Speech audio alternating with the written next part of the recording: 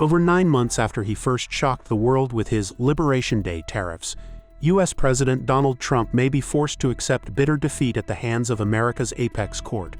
Today, on January 9th, the U.S. Supreme Court is set to rule on the legality of Trump's tariffs under the 1977 International Emergency Economic Powers Act. A loss for Trump here may not only force his administration to refund as much as $200 billion in tariffs collected, but also impact ongoing trade and investment talks with other nations. Trump, understandably, is less than pleased with the potential demise of what he considers the crown jewel of his economic policy. Companies and importers, on the other hand, are champing at the bit to claw back their funds, with over 900 lawsuits to date against the Trump tariffs.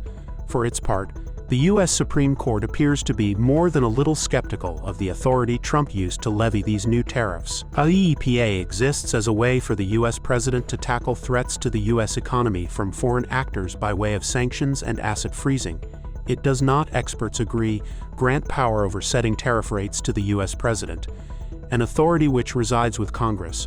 While there is rising expectation that the court will rule against Trump's tariffs, this does not automatically mean that refunds will follow or even that Trump will not find new ways to impose more tariffs. The court may, for instance, rule that while it finds the tariffs unconstitutional, it will not apply the ruling retroactively. This would mean that the U.S. would get to keep the tariffs it has already collected under IEEPA while being prohibited from future collections. Even if all goes well for those seeking refunds, it is unclear how easy or complicated the process will be.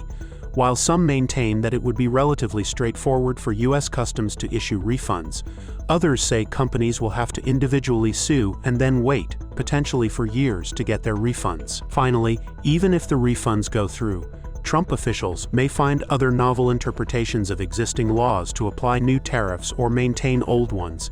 This means that any expectation of swift release from the pressure of Trump tariffs is optimistic, to say the least.